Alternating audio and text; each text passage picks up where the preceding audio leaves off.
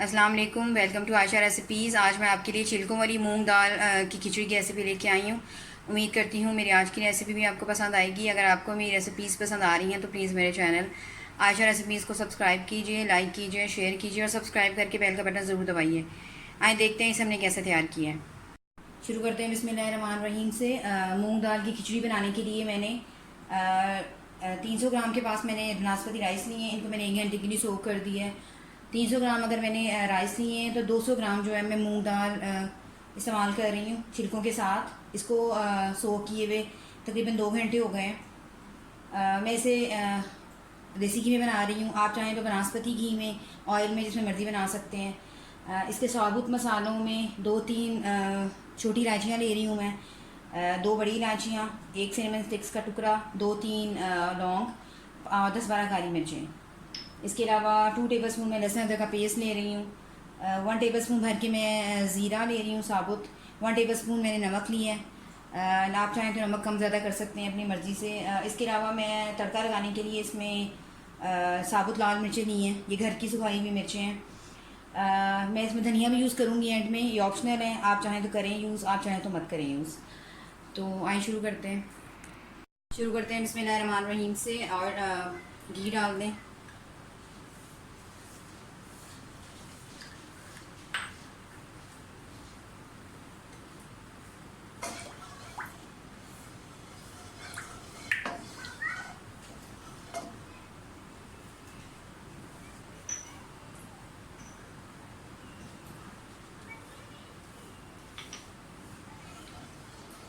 Sorry, उस वक्त मैं आपको इंग्रेडिएंट्स बताते हुए प्याज बताना भूल गई। इसमें मैंने एक छोटे से इसकी प्याज दी है जिसको मैंने कद्दूकश कर लिया है। आप चाहें तो स्लाइसेस से चटनी में भी काट सकते हैं, वो भी जाएगी इसमें।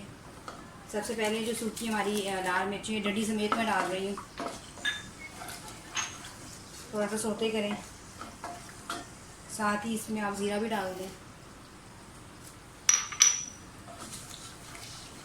आप चाहें तो हरी मिर्च भी यूज़ कर सकते हैं। खिचड़ी का ये मतलब नहीं होता है कि आप बिल्कुल ही को फीकी खिचड़ी बना लें। अपनी मर्ज़ी से थोड़ा सा स्पाइसी आप इसको कर सकते हैं।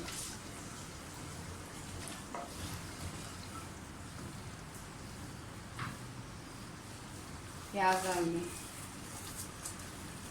तकरीबन 3 to 4 टेबल स्पून प्याज मैं डाल रही हूँ। इसको अच्छी तरह से फ्राई कर लें।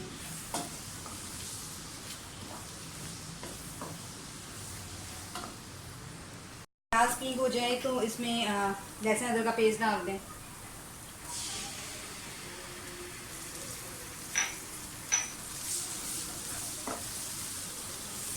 साबुत मसाले डाल दें सारे।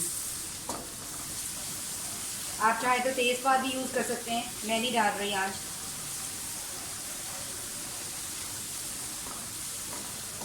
थोड़ा सा इसको फ्राई करें और साथ ही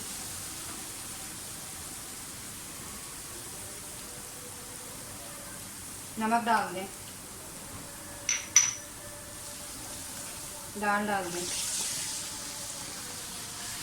दाल को थोड़ा सा मैं पकाऊंगी, उसके बाद मैं चावल डालूंगी। अगर आप प्रेशर कुकर में बना रहे हो तो फिर आपको दाल यानी कि पहले से थोड़ा सा गलाने की ज़रूरत नहीं पड़ती, आप प्रेशर कुकर में बना देते हैं उसको।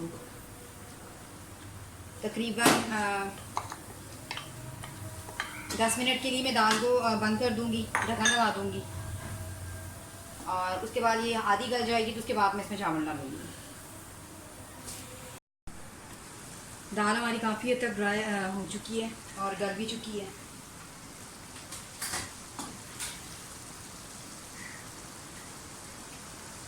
बाकी जो है वो चावलों के साथ हो जाएगी।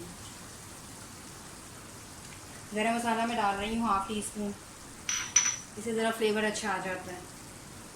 चावल डाल दें।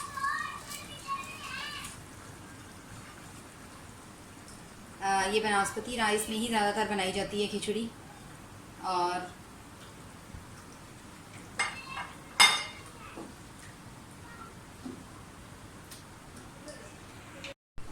नमक मुझे कम लग रहा था, मैं थोड़ा सा नमक और डाल रही हूँ। 1 प्याली नाप के मैंने पानी लिया है। इसके अंदर ही हमारे दाल और जो चावल है वो बिल्कुल रेडी हो जाएंगे।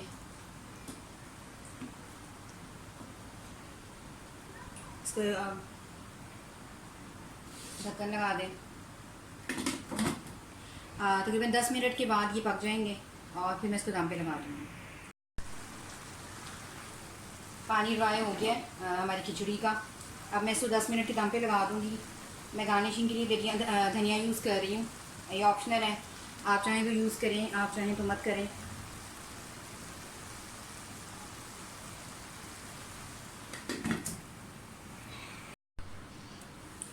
दस मिनट बाद जो है हमारी खिचड़ी को दम आ गया। आप देख सकते हैं कितनी खिली खिली सी खिचड़ी बनी है हमारी। उम्मीद करती हूँ मेरी आज की रेसिपी भी आपको पसंद आएगी। अगर आपको मेरी रेसिपीज़ पसंद आ रही हैं तो प्लीज़ मेरे चैनल आयशा रेसिपीज़ को सब्सक्राइब कीजिए, लाइक कीजिए, शेयर कीजिए और सब्सक्राइब करके बेल का बटन ज़रूर दबाइए। अगली रेसिपी तक के लिए अल्लाह हाफ़िज़।